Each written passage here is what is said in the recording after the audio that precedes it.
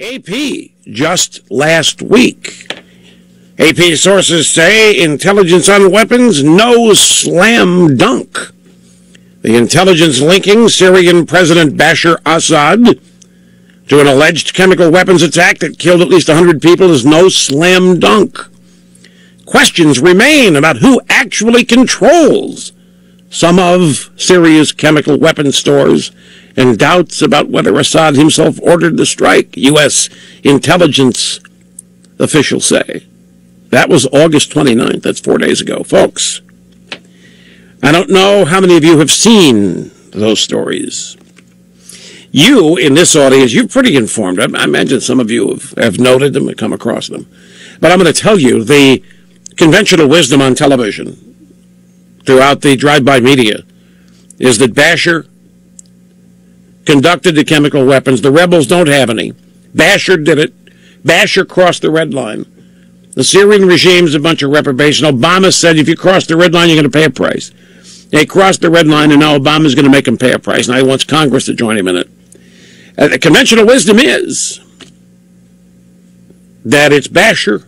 It's a fait accompli, but I'm telling you, since last September, for anybody keeping track, wanting to remain open-minded about this, it's an open question whether the rebels got their hands on some chemical weapons, and then, while in the process of getting the heck kicked out of them, which Bashar was doing, they launched chemical weapons on their own people, framing Bashar. I'll tell you how this all started for me. On Saturday, I woke up, and it's almost habit now. I fire up the computer just to get my fix, news and stuff to start the day, and emails. I got a note from a friend of mine, and it is the first of two, turned out. These two guys don't know each other. And keep in mind well, not keep in mind, the things that this friend of mine is telling me, things about him I didn't know, but I believe to be true. Anyway, it says that he spent a lot of time in the Middle East. His business, by the way, would have required that, or certainly would have necessitated. He just never talked about it. Anyway, I'm not going to read the whole thing to you, but basically, says he's traveled around a lot over there and just doesn't believe that Bashar would do this. There's nothing in it for him, that he's not this kind of guy. I mean, this guy was almost a personal reference for Bashar al-Assad, which really had me scratching my head. I said, come on, you know, everybody wants to do my job. Everybody wants to influence what I say. And I set it aside, and I filed it away. Thought it interesting. But, you know, anybody can write me anything and say anything. I've got to be very careful. I just can't accept what somebody sends me in an email and run with it.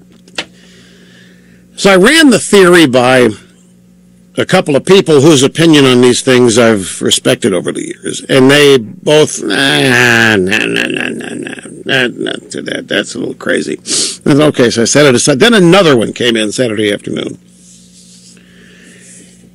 And I set it aside. So powerful is the idea. The media gets into this conventional wisdom mode and it starts pounding things, and it doesn't take long for everybody to start believing the story. And the story is that Bashar used sarin gas, chemical weapons, on his own people, even though it's John Kerry out there making the case. And then,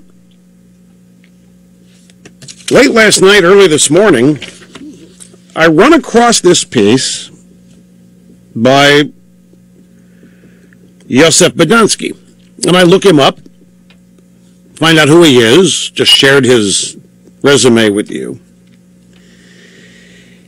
And his story, his article here is that there is evidence, mounting evidence, that the rebels in Syria did indeed frame Assad for the chemical attack. But not only that, that Obama, the regime, may have been complicit in it. Mounting evidence that the White House knew and possibly helped plan the Syrian chemical weapon attack by the opposition. So this is a double whammy. So then, wait a minute now. I just rejected these two emails from friends of mine, thinking, quite frankly, that it was quackery. And I said, wait a minute, now I've got to start thinking this seriously. One of the learned people that in this field that I ran the theory by, who initially rejected it, is now rethinking the whole thing based on the Bodansky piece.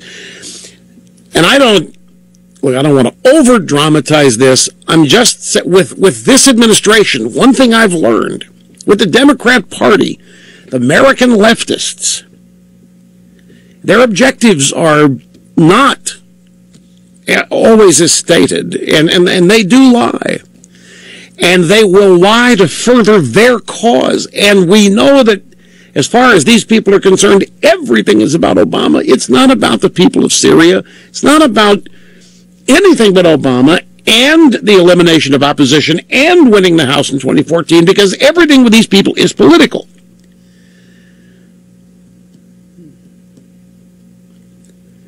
There's a growing volume of new evidence from numerous sources in the Middle East, mostly affiliated with the Syrian opposition and its sponsors and supporters, which makes a very strong case based on solid circumstantial evidence that the August 21st, 2013 chemical strike in the Damascus suburbs was indeed a premeditated provocation by the Syrian opposition. The extent of U.S. foreknowledge of this provocation needs further investigation, because available data puts the horror of the Barack Obama White House in a different and disturbing light. This guy is not a kook, folks. He's not a nut. He's not an internet Looney Tune. The guy writing this, Joseph Bodansky. In fact, in reading further about this guy, Joseph Bodansky argued that the deception playing out right now in Syria is a deception similar to one used in Sarajevo in 1995 to provoke airstrikes against the Serbs for the benefit of the Bosnian Muslims. Now, if this is right, and I say if in capital letters, if this is right, this is the setup of all time. And it looks like, you read this thing, prints out to 4 pages. And I'm sure Coco and the boys have found it and getting ready to put a link to it at rushlimbaugh.com. Defense and Foreign Affairs. If they don't have it, I'll send them the link. At any rate, it looks like there was U.S. intel involvement dating a week before the alleged chemical weapons attack in meetings that were anticipating a war-changing event. So we could be looking here at a frame job. Pretty big setup. The extent of U.S. foreknowledge of this provocation needs further investigation, because available data puts the horror of the regime in a different and disturbing light. The way that's written, what it means is Obama's describing what happened in Syria as a horror. And it's something we, as a freedom-loving, decent, good-hearted people, cannot tolerate. It's a horror. Well, what Mr. Bodansky is saying is that available data puts the horror in a different and disturbing light, meaning it's not Bashar doing the horrible things. It's the rebels nerve-gassing themselves, framing Bashar, setting him up so as to engineer a response that takes Bashar out so that the al-Qaeda guys win, and then we end up on the side of al-Qaeda. And you've heard that being speculated about. On August 13th and 14th, 2013, Western-sponsored opposition forces in Turkey started advanced preparations for a major and irregular military surge. Initial meetings between senior opposition military commanders and representatives of Qatari, Turkish, and U.S. intelligence took place at the converted Turkish military garrison in Hatay province, used as the command center and headquarters of the Free Syrian Army, the FSA, and their foreign sponsors. Very senior opposition commanders who had arrived from Istanbul briefed the regional commanders of an imminent escalation in the fighting due to a war-changing event or development, which would in turn lead to a U.S.-led bombing of Syria. The opposition forces, the rebels in Syria, had to quickly prepare their forces for exploiting the U.S.-led bombing in order to march on Damascus and topple the Bashar government.